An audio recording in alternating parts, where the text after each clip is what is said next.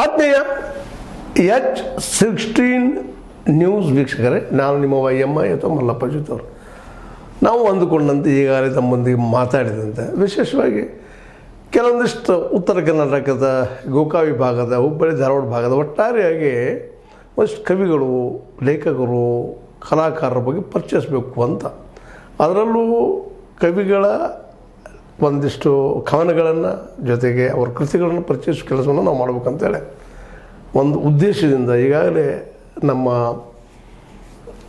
ಜಯಾನಂದ್ ಮಾದರ್ ಅವರ ಮೂಲಕ ಒಂದಿಷ್ಟು ಪುಸ್ತಕ ಪರಿಚಯ ಮಾಡಿಸ್ಬೇಕಂತ ತಲೆಯಲ್ಲದ. ಆ ದಿಶೆಯಲ್ಲೇ ಇವತ್ತು ಒಬ್ಬರು ASI ಪೊಲೀಸ್ ಇಲಾಖೆಯಲ್ಲಿ ಇದ್ದುಕೊಂಡು ಒಂದಿಷ್ಟು ಜನಪರವಾದಂಥ ಬದುಕಿನ ಬಗ್ಗೆ, ಜೊತೆಗೆ ಈ ಭೂಮಿಯ ಬಗ್ಗೆ, ಈ ನೆಲೆ, ಈ ನೆಲ, ಜಲ ಇವುಗಳ ಬಗ್ಗೆ, ಜೊತೆಗೆ ಸಮಾಜದಲ್ಲಿ ತಾವು ಕಂಡುಕೊಂಡ ಕಹಿ ಸಿಹಿ ವಿಚಾರಗಳನ್ನ ತಮ್ಮ ಭೂಮಿ ನಂಬಿ ಬದುಕೇವು ಅನ್ನೋ ಒಂದು ಕವನ ಸಂಕಲನದಲ್ಲೇ ಅನಿಲ್ ಮಡಿವಾಳರವರು ತಮ್ಮದೇ ಆದ ಪ್ರಕಾಶನದ ಮೂಲಕ ಇಲ್ಲೇ ಕೊನ್ನೂರವರು ಅವರು ಕೆಲವೊಂದಿಷ್ಟು ಭಾವನೆಗಳನ್ನ ತಮ್ಮ ಒಂದು ಈ ಭೂಮಿ ನಂಬಿ ಬದುಕೇವು ಕವನ ಸಂಕಲನದಲ್ಲೇ ಹೇಳ್ತಾ ಇದ್ದಾರೆ. ಅದನ್ನು ಒಂದಿಷ್ಟು ಪರಿಚಯಿಸುವ ಜೊತೆಗೆ ವಿಮರ್ಶಿಸುವ ಕೆಲಸವನ್ನು ನಮ್ಮ ಜಯಾನಂದ್ ಮಾದರ್ ಅವರು ಮಾಡ್ತಾಯಿದ್ದಾರೆ.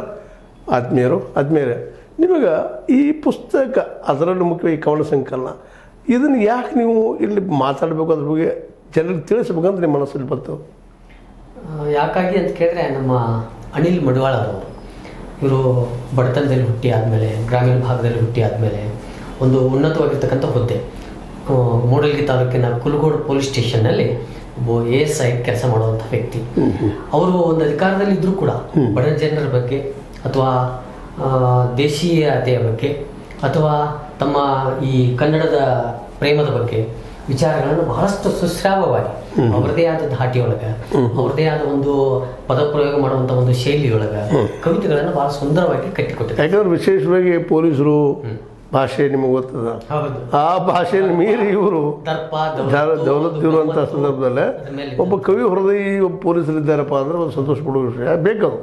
ಯಾಕಂತಂದ್ರೆ ಒಂದು ಜನರ ಜೋಡಿ ಕೂಡಬೇಕಾಗಿತ್ತು, ಬೆರಿಬೇಕಾಗಿತ್ತು, ಜನರ ಸಮಸ್ಯೆ ತಿಳ್ಕೊಬೇಕಾಗಿದ್ರೆ ಮೊದಲು ಆ ಸಮಸ್ಯೆ ಬಗ್ಗೆ ಆ ಪೊಲೀಸ್ ವ್ಯವಸ್ಥೆಗೆ ಗೊತ್ತಿರಬೇಕಾಗ್ತದೆ. ನಿಮ್ಮ ಈ ಮಾತಿನ ಮೂಲಕ ನನ್ನೊಳಗೆ ಒಂದು ವಿಚಾರ ಏನು ಬರ್ತದೆ ಅಂತಂದ್ರೆ, ಈ ಸರ್ಕಾರದ ಬೇರೆ ಬೇರೆ ಇಲಾಖೆಗಳಿದಾವೆ ಸರ್, ಅದು ಶಿಕ್ಷಣ ಇರ್ಬೋದು, ಆರೋಗ್ಯ ಇರ್ಬೋದು, ಆಮೇಲೆ ರಕ್ಷಣಾ ಇಲಾಖೆ ಇರ್ಬೋದು, ಬೇರೆ ಬೇರೆ ಇಲಾಖೆಗಳ ಸರ್ಕಾರಿ ನೌಕರಿ